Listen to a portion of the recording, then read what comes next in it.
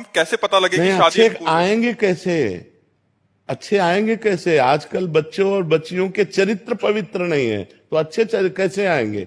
हमारी माताओं बहनों के पहले रहन सहन देखो। बूढ़ी, हम अपने गांव की बता रहे हैं, बूढ़ी थी पर इतने से नीचे, इतना। और आज बच्चे बच्चियां कैसी पोशाकें पहने हैं, कैसे आचरण कर रहे हैं। एक लड़के से ब्रेकअप, दूसरे से व्यवहार, फिर दूसरे से ब्रेकअप, फिर तीसरे से व्यवहार, और व्यवहार व्यभिचार में परिवर्तित हो रहा है। कैसे शुद्ध होगा? मान लो हमें 4 होटल के भोजन खाने की जबान में आदत पड़ गई है, तो घर की रसोई का भोजन अच्छा नहीं लगेगा। जब 4 पुरुष से मिलने की आदत पड़ गई है, तो एक पति को स्वीकार करने की हिम्मत उसमें नहीं रह जाएगी। ऐसे ही जब 4 लड़कियों से व्यभिचार करता है, तो वो अपनी पत्नी से संतुष्ट नहीं रहेगा, उसे 4 से व्यभिचार करना पड़ेगा, क्योंकि उसने आदत बना ली है। हमारी आदतें खराब हो रही, हमारे बच्चों की आदत।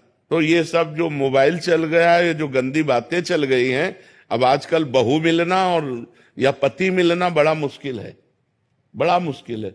100 में कोई 2-4 कन्याएं ऐसी होंगी जो अपना पवित्र जीवन रखकर किसी पुरुष को समर्पित होती होंगी। कैसे वो सच्ची बहू बनेगी? जो 4 लड़कों से मिल चुकी वो सच्ची बहू बनेगी?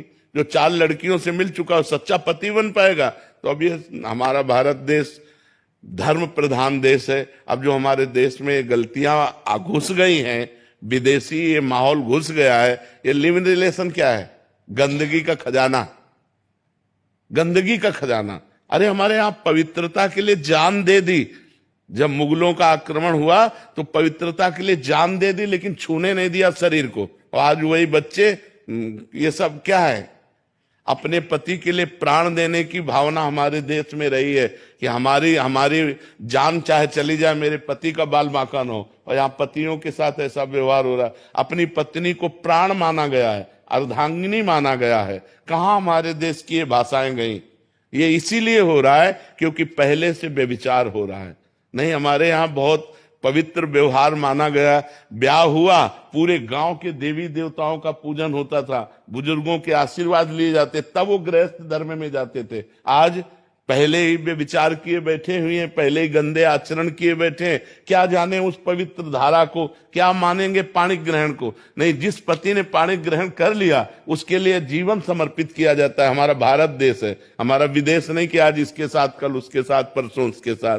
तो माता जी, अब सबसे बड़ी समस्या है कि बच्चे बच्चियां ही पवित्र नहीं है।